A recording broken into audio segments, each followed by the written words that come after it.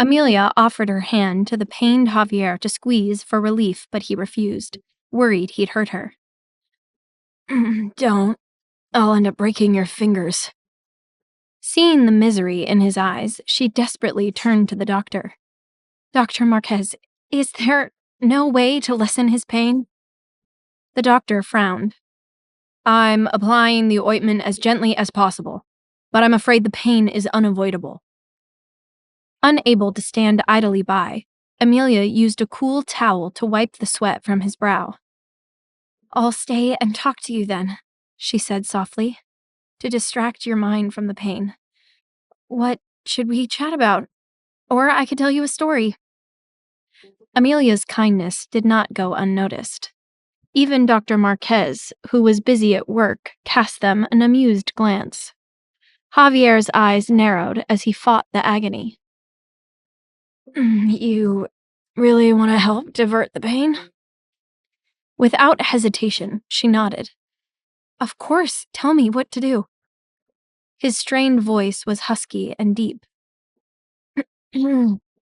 I have an idea. Come closer. Despite the situation, he sounded inexplicably alluring. She bent slightly toward him. Like this? Lower, he directed. She leaned in more, then froze once their faces were barely a foot apart. Any closer, and they'd be too close. Seeing her hesitation, he urged her to come nearer. All the way, like you mean it, remember? Was he serious? She had no concept of how much time had passed, but they both forgot they weren't alone in the room until the good doctor broke the spell with a deliberate cough. All right, you two. The application is complete.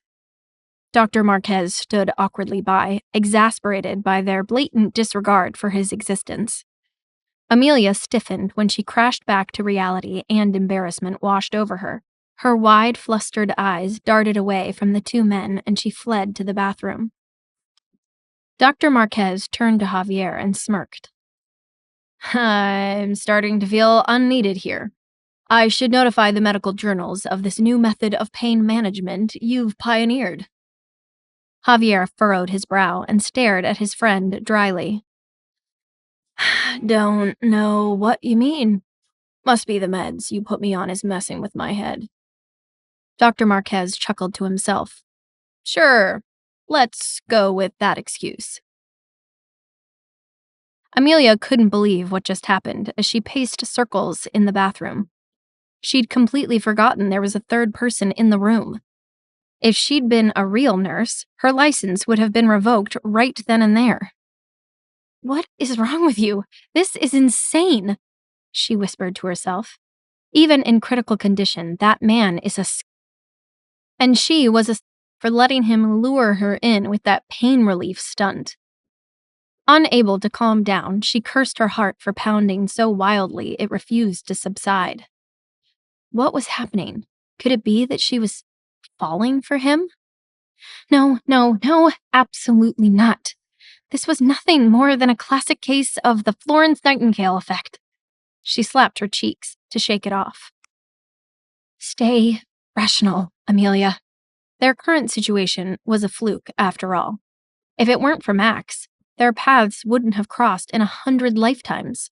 If she allowed herself to fall for him now, she'd be no different from the countless women who admire him from afar. It'd be a fool's dream. Despite her determination, an inexplicable sadness crept into her chest, but she refused to examine it further. When she left the bathroom, she ran into Dr. Marquez in the hallway.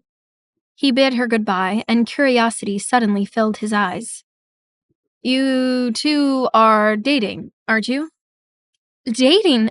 No, we're not, she stammered in denial. The doctor grinned, unconvinced. Javier is a good friend of mine.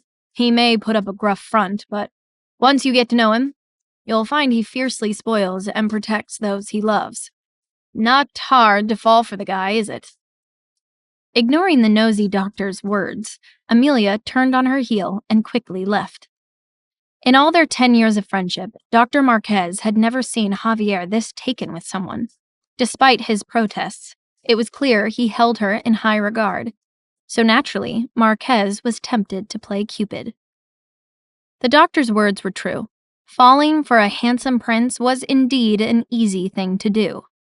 If Amelia continued to be so ambiguously close to him, she knew she might lose not just her heart, but also her sanity. But Amelia was cautious by nature, and not someone to dive into danger like a moth to a flame. So, from that day on, she consciously maintained a safe distance from the prince. Thankfully, as Javier regained his strength, he became busier and began to use his recovery room as a workspace. Victor came to brief him. Now that 4 consecutive days had passed without a public appearance from the prince, both domestic and international speculations began to rise, so they had to brainstorm a way to address the issue. On the 5th day in the recovery house, Amelia was in the kitchen, preparing Javier's next round of medication, when her phone suddenly lit up with a call from her blind date, Tomas. She paused, having forgotten all about her blind date in the midst of the bombing and nursing Javier. It had been almost a week since their first meeting, so she assumed there wouldn't be any follow-up. "Hello?" she answered. Are you at work? I'm outside of the Council of Foreign Affairs. Come say hi. I'll treat you to boba tea. His friendly voice was refreshing to hear, but the reminder of her internship stung her. I'm actually not there. I was cut from the internship for missing the certification exam," she admitted, feeling slightly awkward. Oh, but you were so serious about your studies. "It's a long story," Amelia replied with disappointment. "I had an emergency and they refused to give me a makeup exam. It's fine. I'm already sending out resumes." Well, you're very talented. It's only a matter of time before you get snatched up. Thomas said encouragingly. How about I take you to dinner tonight to lift your spirits? "In your bright red sports car?" she teased. Well, if you don't like it, I'll swap it out. He joked. What's your favorite color? Amelia chuckled. "It's not that. I've just been busy lately, so I can't today." Though she enjoyed his company, Amelia's plate was full between her current responsibilities and her job search. Tomorrow, then. He asked, "Can we look at next week?" All right. Next week. It's a date. Thomas declared.